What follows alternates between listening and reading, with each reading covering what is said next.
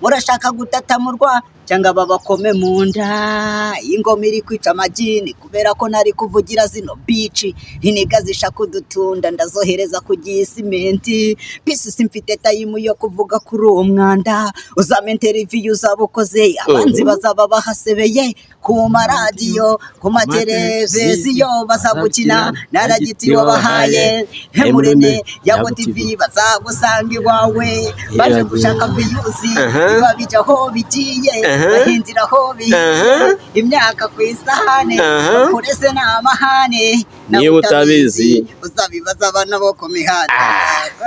Amahoro y'Imana wo kurikiye Dr Berwa muri aka kanya ndakwifuza kugubwa neza mu byo uri gukora byose. Ndimo mu mihanda ntembera muwe na Peace God OG. Peace God amakuru ni fresh umusaza. Mwana ntabwo nari nkuherutse.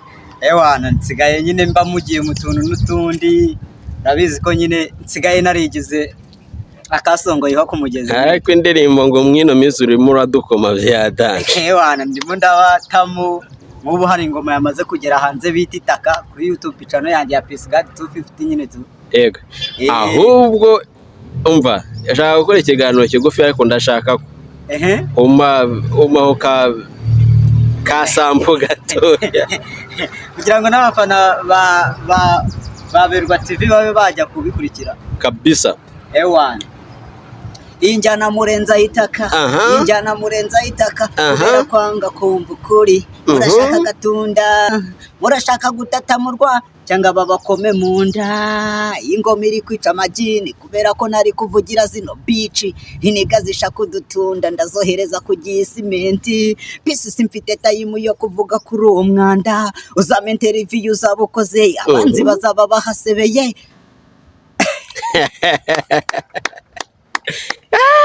Nako ngako nyine injyana yirenze itaka yirenze itaka si abayikenera nyine bajya kuri Peace God 250 bakayibona. Ahubwo ntago ari ngombwa kuyiririmba. Ari yindi yitwa ngo bakora nze nkurebe ya ngoma nze nkurebe iyo yanariye hit.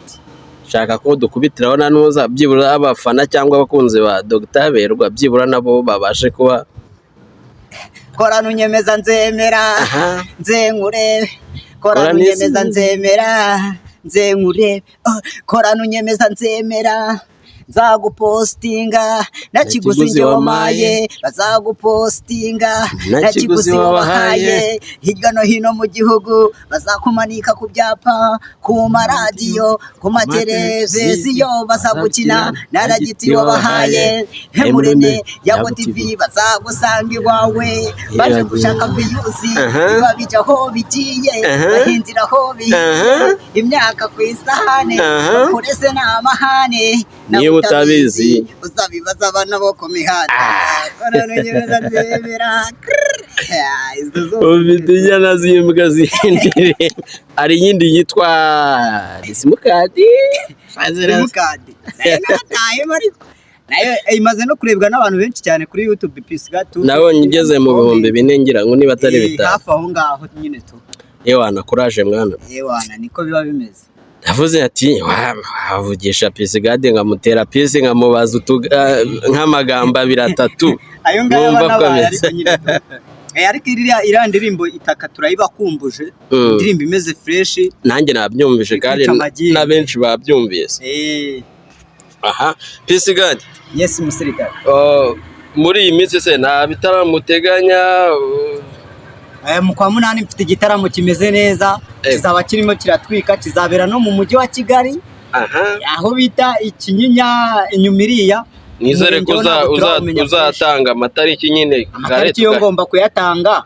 Kwinjira se bizaba bihagaze bite? Kwinjira no cyangwa kwinjira ntabwo umuntu aba yakabishyira muri nuza neza fresh kubera ko mukizamuka mukeneye n'abaterankunga n'abantu nyine baza kudushyigikira kugira ngo tutaza kuririmbira intebe. Abantu ni sawa gusa umufungo w'ubwo ugomba kubonekamo nyine tu. Naze Peace God. Yes. Batubwira mu ntego nyine za ukuntu kugira ngo ufungure channel ko njya mbona benshi bacisha indirimbo zabo ku marebo. Ni ukubera iki utacishije kuri rebo yawe cyangwa umuntu ugufasha cyangwa ahantu nyine wakabaye ucisha indirimbo zawe kugira zirebwe cyane? Kuki utabishatse ngo ubikore gutyo ugahitamo gufungura channel yawe?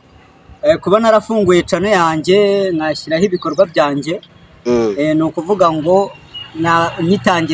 nyitangira music na rebo nari nakabona na nubwo ndanayibona iyo rebo nabarizwamo, gusa nyine bigenda biza gake gake. Hari ababa barimo barampropoza tukavugana tukananiranwa, bitewe n'ahantu maze kugera. Urabibona ko mba ndimo ndazamuka umunsi ku wundi kuri YouTube channel yanjye nyine Shayimba mbibona.